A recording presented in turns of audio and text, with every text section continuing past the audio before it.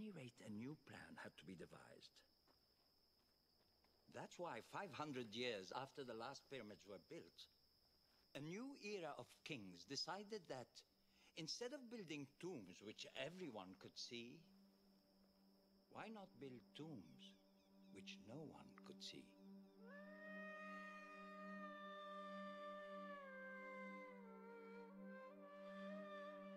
"300 miles south of the Great Pyramids, across the Nile from the modern city of Luxor, is this barren maze of valleys in the shadow of a natural pyramid.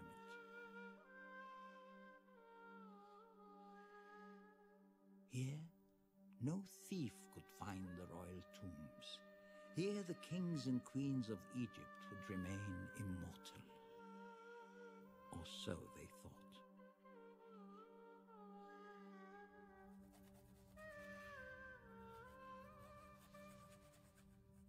But greed breeds ingenuity. Cleverly hiding their devious enterprises, robbers scoured the Valley of the Kings.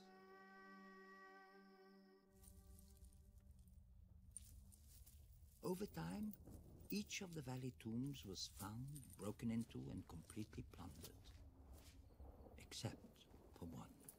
Except for the tomb of Tutankhamun. That, at least, is what Howard Carter believed. And if he was right, it would be the greatest archaeological discovery of modern times. But after 5 years, he still hadn't found it. And the situation was becoming desperate.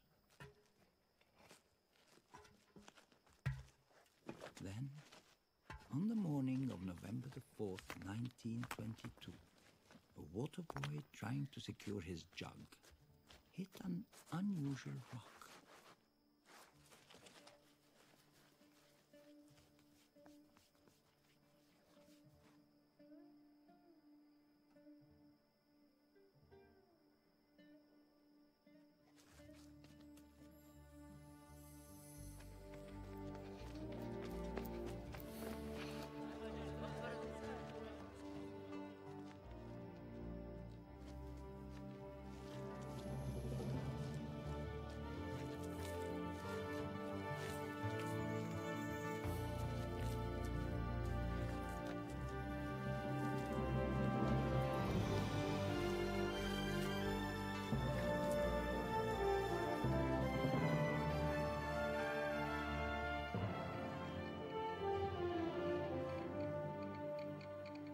Sent a telegram to Lord Carnarvon in England to come quickly, and went to Cairo to meet his benefactor.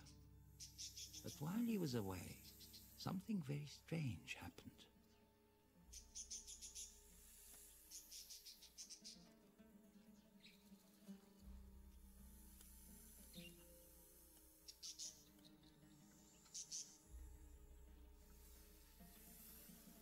The golden bird that had brought him luck was killed by a cobra.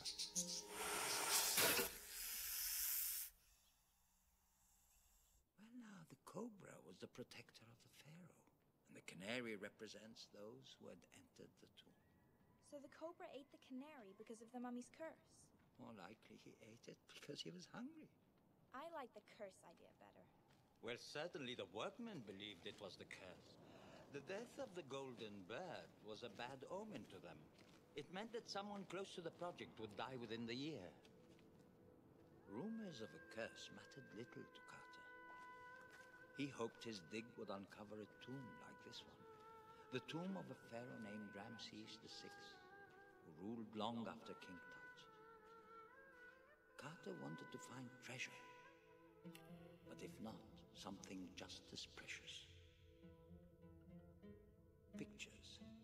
Hieroglyphs that would reveal priceless knowledge of how the ancients lived and what they believed. These images are from the Egyptian books of the dead, passports to eternity which were buried with a mummy.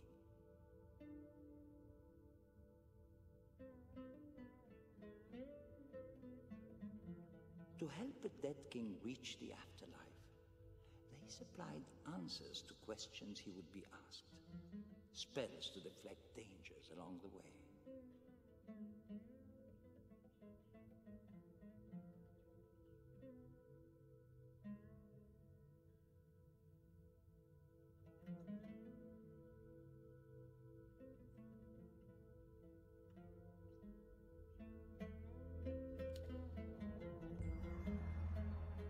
preparation for the afterlife began long before death. In grand temples once supported by these pillars, among the largest places of worship ever built, the living pharaohs gave offerings as a way of communicating with the gods in the world beyond and courting their favor.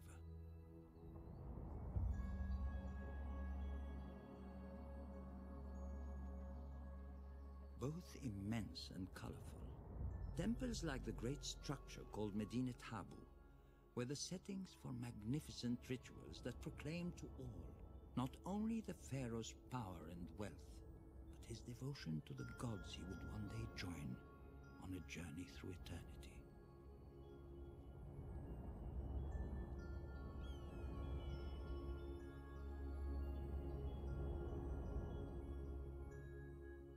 They sure seem preoccupied with life after death. Yes, and probably because no ancient people enjoyed life as much as they did. There are picture stories of invention and adventure, of board games and ball games, of dance and music,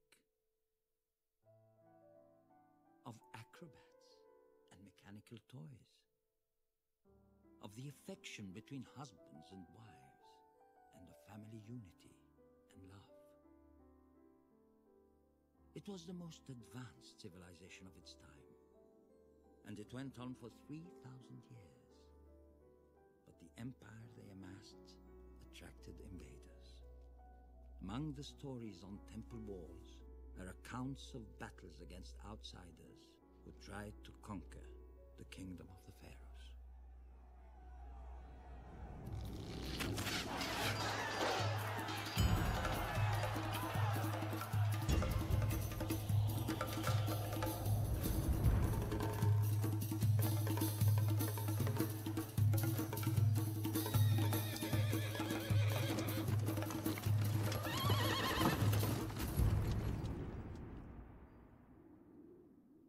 The invading empires became more powerful, even more determined. And so, gradually, inevitably, the kingdom of Egypt began to crumble.